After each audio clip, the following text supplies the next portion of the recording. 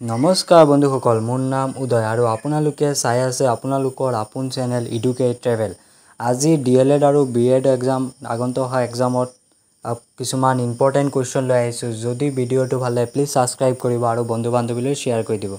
আজিৰ প্ৰথম কুৱেশ্যনটো হৈছে জাপানৰ ৰাজধানীৰ নাম কি? Option C Tokyo'. জাপানৰ ৰাজধানীৰ নাম হৈছে টকিঅ'। তাৰপাছত 2 নম্বৰ কুৱেশ্যনটো হৈছে the god of small things নামৰ গ্ৰন্থখনৰ লেখকগৰাকী কোন? আৰু অপশ্যন 4টাৰ ভিতৰত শুদ্ধ এনচাৰ হ'ব অপশ্যন নম্বৰ এ অৰুণৱতী ৰয়। অৰুণৱতী ৰয় হৈছে দ্য গড অফ স্মল থিংছৰ গ্ৰন্থৰ লেখক। কোনখন ভাৰতীয় ৰাজ্যক পঞ্চনদীৰ ভূমি বুলি জনা যায়? অপশ্যন 4টাৰ ভিতৰত ইয়াৰ শুদ্ধ এনচাৰটো হ'ব অপশ্যন নম্বৰ এ পাঞ্জাৱ। পাঞ্জাৱ ৰাজ্যখনক ভাৰতৰ পঞ্চনদীৰ ভূমি বুলিও কোৱা হয়। তাৰপাছত 4 নম্বৰ কুৱেশ্যনটো হৈছে কোনটো গ্ৰহক ৰঙা গ্ৰহ বুলি কোৱা হয়? অপশ্যন 4টাৰ ভিতৰত ইয়াৰ শুদ্ধ এনচাৰ হ'ব অপশ্যন নম্বৰ বি মংগল গ্ৰহ। মংগল গ্ৰহক ৰঙা গ্ৰহ বুলিও কোৱা হয়। তাৰপাছত 5 নম্বৰ কুৱেশ্যন হৈছে ভাৰতৰ প্ৰথম ৰাষ্ট্ৰপতি কোন আছিল? ভাৰতৰ প্ৰথম ৰাষ্ট্ৰপতি কোন আছিল সুধিছে। ইয়াৰ শুদ্ধ এনচাৰ হ'ব option number C doctor Rajendra Prasad. Doctor Rajendra Prasad হৈছে ভাৰতৰ ৰাষ্ট্ৰপতি প্ৰথম। তাৰপাছত 6 নম্বৰ কুৱেশ্যনটো হৈছে দ্য গ্ৰেট বেৰিয়াৰ ৰীফ কোনখন দেশত অৱস্থিত? দ্য গ্ৰেট বেৰিয়াৰ ৰীফ কোনখন দেশত অৱস্থিত সুধিছে। ইয়াৰ শুদ্ধ এনচাৰ অপশ্যন এ অষ্ট্ৰেলিয়া। অষ্ট্ৰেলিয়াত অৱস্থিত। তাৰপাছত 7 নম্বৰ কুৱেশ্যনটো হৈছে the currency of the United Kingdom. United কিংডমৰ মুদ্ৰাৰ নাম কি? ইয়াৰ শুদ্ধ answer option number B pound sterling. Pound sterling. 8 number question হৈছে ভাৰতীয় সংবিধানৰ পিতৃ বুলি কাক জনা যায়? ভাৰতীয় সংবিধানৰ পিতৃ বুলি কাক জনা যায় সুধিছে। ইয়াৰ শুদ্ধ এনচাৰ হ'ব option number C doctor B R Ambedkar. Doctor B R Ambedkar ইয়াৰ শুদ্ধ এনচাৰ। তাৰপাছত 9 নম্বৰ কুৱেশ্যনটো হৈছে ভিক্টোৰিয়া মেম'ৰিয়েল ভাৰতৰ কোন চহৰত অৱস্থিত? ভিক্টোৰিয়া মেম'ৰিয়েল ভাৰতৰ কোন চহৰত অৱস্থিত সুধিছে। অপশ্যন 4টাৰ ভিতৰত ইয়াৰ শুদ্ধ এনচাৰ অপশ্যন বি কলিকতা। কলিকতাত ভিক্টোৰিয়া মেম'ৰিয়েল অৱস্থিত। তাৰপাছত 10 নম্বৰ কুৱেশ্যনটো হৈছে কোনটো গ্ৰহক পুৱতি তৰা বা সন্ধিয়া তৰা বুলি জনা যায়? কোনটো গ্ৰহক পুৱতি তৰা বা সন্ধিয়া তৰা বুলি জনা যায় সুধিছে।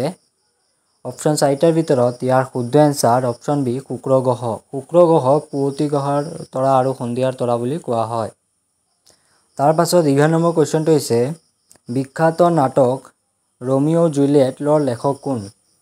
ৰোমিঅ' অফ জুলিয়েটৰ লেখক কোন সুধিছে। অপশ্যন 4টাৰ ভিতৰত ইয়াৰ শুদ্ধ answer option C William Shakespeare. William শ্বেক্সপিয়াৰে দ্য ফেমাছ নাটক ৰোমিঅ' এণ্ড জুলিয়েট ৰচনা কৰিছিল। তাৰপাছত 12 নম্বৰ কুৱেশ্যনটো হৈছে কোনখন দেশক সূৰ্য উদয়ৰ দেশ বুলিও কোৱা হয়? অপশ্যন 4টাৰ ভিতৰত ইয়াৰ শুদ্ধ answer option C Japan. Japan দেশক সূৰ্য উদয়ৰ দেশ বুলিও জনা যায়। তাৰপাছত 13 নম্বৰ কুৱেশ্যনটো হৈছে চীনৰ মুদ্ৰাৰ নাম কি? চীনৰ মুদ্ৰাৰ নাম কি সুধিছে। অপশ্যন 4টাৰ ভিতৰত ইয়াৰ শুদ্ধ এনচাৰ হ'ব অপশ্যন চি ইউৱান। ইউৱান হৈছে চীনৰ মুদ্ৰাৰ নাম। তাৰপাছত 14 নম্বৰ কুৱেশ্যনটো হৈছে ভাৰতীয় ৰাষ্ট্ৰীয় সংগীত জন গণ মন কোনে ৰচনা কৰিছিল? ভাৰতৰ ৰাষ্ট্ৰীয় সংগীত জন গণ মন কোনে ৰচনা কৰিছিল সুধিছে। ইয়াৰ শুদ্ধ answer option A Rabindranath Thakur. Rabindranath ঠাকুৰে জন গণ মন ৰচনা কৰিছিল। তাৰপাছত 15 নম্বৰ কুৱেশ্যনটো হৈছে গীৰ্জাৰ পিৰামিডসমূহ কোনখন দেশত অৱস্থিত? অপশ্যন 4টাৰ ভিতৰত ইয়াৰ শুদ্ধ এনচাৰটো হ'ব অপশ্যন নম্বৰ এ ইজিপ্তত। গীৰ্জাৰ পিৰামিডসমূহ ইজিপ্তত অৱস্থিত। তাৰপাছত 16 নম্বৰ কুৱেশ্যনটো হৈছে পৃথিৱীৰ বায়ুমণ্ডলত সৰ্বাধিক পৰিমাণে থকা গেছবিধৰ নাম কি? পৃথিৱীৰ বায়ুমণ্ডলত সৰ্বাধিক পৰিমাণে থকা গেছবিধৰ নাম কি সুধিছে। অপশ্যন 4টাৰ ভিতৰত ইয়াৰ শুদ্ধ answer option C nitrogen. Nitrogen বায়ুমণ্ডলত থকা সৰ্বাধিক গেছ। তাৰপাছত 17 নম্বৰ কুৱেশ্যনটো হৈছে কোনটো স্মৃতিসৌধক প্ৰায়ে প্ৰেমৰ প্ৰতীক বুলি কোৱা হয়? কোনটো স্মৃতিসৌধক প্ৰায়ে প্ৰেমৰ প্ৰতীক বুলি কোৱা হয় সুধিছে। অপশ্যন 4টাৰ ভিতৰত ইয়াৰ শুদ্ধ answer option number C Taj Mahal. তাজমহলটো প্ৰেমৰ প্ৰতীক বুলিও কোৱা হয়। তাৰ পাছত 18 নম্বৰ কুৱেশ্যনটো হৈছে ভাৰতৰ ৰাষ্ট্ৰীয় প্ৰতীক কি?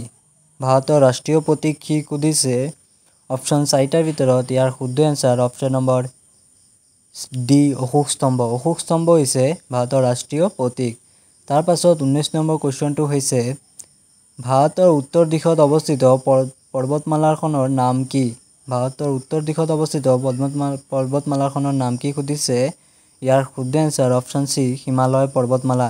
হিমালয় পৰ্বতমালা ভাৰতৰ উত্তৰ দিশত অৱস্থিত পৰ্বতমালা। তাৰ পাছত 20 নম্বৰ কুৱেশ্যনটো হৈছে কোনখন দেশক উৎসৱৰ ভূমি বুলিও জনা যায়? কোনখন দেশক উৎসৱৰ ভূমি বুলিও জনা যায় সুধিছে। ইয়াৰ শুদ্ধ answer option number C Bharat. ভাৰতবৰ্ষক উৎসৱৰ ভূমি বুলিও কোৱা হয়। তাৰ পাছত 21 নম্বৰ কুৱেশ্যন হৈছে হিন্দুসকলৰ আটাইতকৈ পুৰণি ধৰ্মগ্ৰন্থখনৰ নাম কি? হিন্দুসকলৰ আটাইতকৈ পুৰণি ধৰ্মগ্ৰন্থখনৰ নাম কি সুধিছে। অপশ্যন 4টাৰ ভিতৰত ইয়াৰ শুদ্ধ answer option A Rigveda. Rigveda হৈছে হিন্দুসকলৰ আটাইতকৈ পুৰণি ধৰ্মগ্ৰন্থ। তাৰ পাছত 22 নম্বৰ কুৱেশ্যন হৈছে ৰামায়ণ কোনে অসমীয়ালৈ অনুবাদ কৰিছিল? ৰামায়ণ কোনে অসমীয়ালৈ অনুবাদ কৰিছিল সুধিছে। অপশ্যন 4টাৰ ভিতৰত ইয়াৰ শুদ্ধ এনচাৰ অপশ্যন ডি মাধৱ কন্দলীয়ে। মাধৱ কন্দলীয়ে ৰামায়ণখন অসমীয়ালৈ অনুবাদ কৰিছিল। তাৰ পাছত 23 নম্বৰ কুৱেশ্যন হৈছে গুৱাহাটী উচ্চতম ন্যায়ালয়ৰ প্ৰথম অসমীয়া মুখ্য ন্যায়াধীশ কোন আছিল? গুৱাহাটী উচ্চ ন্যায়ালয়ৰ প্ৰথম অসমীয়া মুখ্য ন্যায়াধীশ কোন আছিল সুধিছে। ইয়াৰ শুদ্ধ এনচাৰ অপশ্যন এ হলিৰাম ডেকা। হলিৰাম ডেকা হৈছে গুৱাহাটী উচ্চ ন্যায়ালয়ৰ প্ৰথম অসমীয়া ন্যায়াধীশ। তাৰ পাছত 24 নম্বৰ কুৱেশ্যন হৈছে বিশ্বৰ ভিতৰত সৰ্বাধিককৈ কফি উৎপাদক দেশখনৰ নাম কি? অপশ্যন 4টাৰ ভিতৰত ইয়াৰ শুদ্ধ এনচাৰ হ'ব অপশ্যন নম্বৰ এ ব্ৰাজিল। ব্ৰাজিল বিশ্বৰ ভিতৰত সৰ্বাধিককৈ কফি উৎপাদন কৰা দেশ। তাৰ পাছত আজি শেষৰটো কুৱেশ্যন অৰ্থাৎ 25 নম্বৰ কুৱেশ্যন হৈছে হিমালয় পৰ্বতৰ ঠাইত আগতে কোন সাগৰ আছিল? হিমালয় পৰ্বতৰ ঠাইত আগতে কোন সাগৰ আছিল সুধিছে। অপশ্যন নম্বৰ চি তেটিছ সাগৰ। তেটিছ সাগৰ আছিল হিমালয় পৰ্বতমালাৰ আগত থকা ঠাই।